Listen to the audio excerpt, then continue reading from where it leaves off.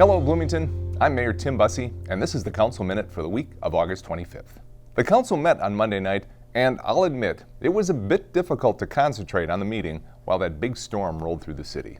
The lights flickered a couple of times, but we managed to get our work done. Hats off to our public safety folks in police and fire, and to our teams in public works and park maintenance who were out during the storm and who are still out, keeping things safe here in Bloomington. On Monday night, staff provided an update on the Community Health and Wellness Center project that was approved by residents as part of the Bloomington Forward initiative. The project is moving forward nicely, with staff and our consultants doing an impressive job of balancing the need to be thoughtful, responsive, and comprehensive in their approach, and to ensure and accommodate good community engagement, while at the same time understanding that on big projects like this, time is money.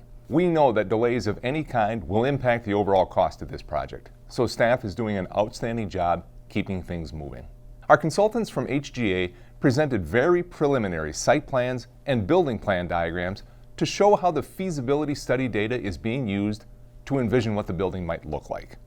And the key word there is might. The illustrations we saw on Monday are very preliminary. We still have a lot of work to do, and we will continue to study options for the building and parking configurations on the Creekside site. The biggest challenges are working to right-size the building plan in relation to the site constraints, and all of the issues related to budgets and preliminary cost estimates, cost recovery assumptions, and feasibility study feedback. On the topic of feedback, we also heard an overview of the community engagement efforts that have been part of the work so far. We said all along that resident input would be a key part of this project, and that has clearly been the case. The list of groups that have been tapped for feedback include Creekside seniors, Creekside group leaders and volunteers, our city boards and commissions, Bloom and Bloomington interns, our park and rec summer staff, teen volunteers, and the Todd Pod, a Bloomington play group for families with younger children. A robust community engagement effort will kick off this fall for schematic design, which is the most flexible part of the design process and the best time to incorporate public input. This will include opportunities for community members to connect with the design team to share their thoughts on different amenities and design elements. It will also include digital engagement to share feedback online and targeted focus groups to better understand the needs of underserved populations. The first opportunity will take place at the Community Celebration on September 28th at Creekside. The celebration will include food trucks, live music, and games. It'll be a great opportunity to get plugged into the process. Everyone is invited. Love to see you there. In addition to the direct engagement, the city also brought in a professional survey company to help our team get a strong understanding of resident priorities as it relates to the facility and the programming that will take place within the new Health and Wellness Center. The survey results were presented Monday night, and there's a lot of information. The council was told that if we remember one thing, it should be this slide. There's also a lot of information here, and most of it isn't especially surprising. The survey confirmed once again that Bloomington residents love their parks. 92% of survey respondents have visited a park or a facility in the past year. Nationally, that number is 76%. And 44% of respondents participated in a program in the past year. Again, much higher than the national average. Bloomington loves their parks.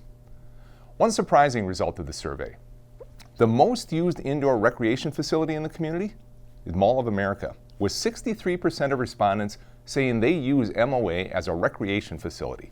I'm guessing a majority of that comes when the weather isn't ideal for outdoor recreation.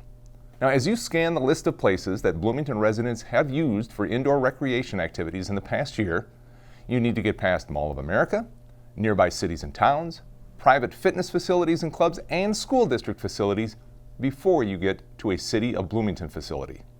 Only 29% of respondents have used City of Bloomington indoor recreation facilities in the past year, which tells me we need more indoor recreation facilities in Bloomington. And the top priorities for amenities and programming are also not that surprising. Residents are looking for indoor aquatics, an indoor running or walking track, and cardio. The top programming desires are special events, environmental education and nature programming, and arts and crafts activities. I am just scratching the surface of the findings of this survey. There is a lot of comprehensive, very interesting information in the survey that's helping to guide the work of the pre-design process. I encourage you to dig in if you want to learn more. You can watch the presentation from Monday night or take a look at the survey results posted online. Now, every time the city does a survey, I hear or read a comment along the lines of, "That survey isn't any good. You didn't ask me." We all know that it would be incredibly expensive and practically impossible to survey every household in Bloomington. That's why we rely on statistically valid surveys like this one. This 6-page survey was mailed to a random sample of Bloomington households. It was equally distributed across the 5 zip codes in Bloomington, and the folks running the survey worked to ensure that there was an accurate representation of Bloomington from a demographic standpoint. The goal was to get 400 respondents, and we ended up with 547 households responding. With that number of respondents, the margin of error is 4.2% at the 95% confidence level. Now, what that means is that if we did this survey 100 times, 95 of those surveys would come back within this margin of error with the same results. In addition to the statistically valid survey, anyone who wanted to complete the survey was given the opportunity to do so. Those non-random survey results were tabulated and are part of a vast array of feedback and community input the city has collected.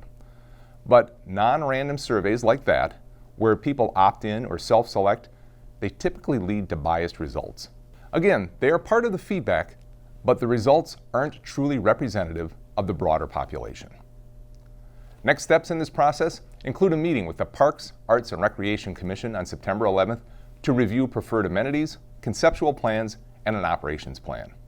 A similar conversation with the City Council will take place on September 16th. And finally, last week, for the 3rd year in a row, the city hosted a group of students from Ukraine here at Civic Plaza for a day-long look at local government. The students are here in the United States for more than a month as part of the YouLEAD program, which stands for Youth Leadership Engagement and Development. The program equips these impressive young people with the skills necessary to aid in the redevelopment and healing of post-war Ukraine. 16 students spent a day immersed in Bloomington, where city staff from various departments provided an in-depth look into local government and showcased Bloomington's strong model for community engagement and public participation. I and City Manager Jamie Verbrugi welcomed students to Bloomington and introduced the Bloomington Tomorrow Together strategic plan. Community outreach and engagement coordinators Amanda Crombie and Emily Larson presented on the importance of empowering voices and the impact of public participation. Communications Administrator Janine Hill, Senior Civil Engineer Bob Simons, and Assistant Director of Parks and Recreations Projects Renee Clark discussed Bloomington Forward, emphasizing how the 9 Mile Creek Corridor project is involving the public to identify key priorities for project design and development. Planning Supervisor Nick Johnson provided insights into city planning and key considerations for designing cities that will endure into the future. And it all led to an interactive activity where students built their dream city, crafting 3-dimensional models as part of a hands-on learning experience. The goal is for the students to take this experience and their time here in the United States back to Ukraine and help rebuild their communities with the knowledge and skills gained through the program.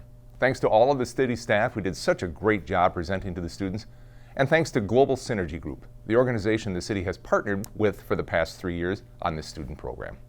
That will do it for this week's Council Minute. Until next time, stay safe, Bloomington.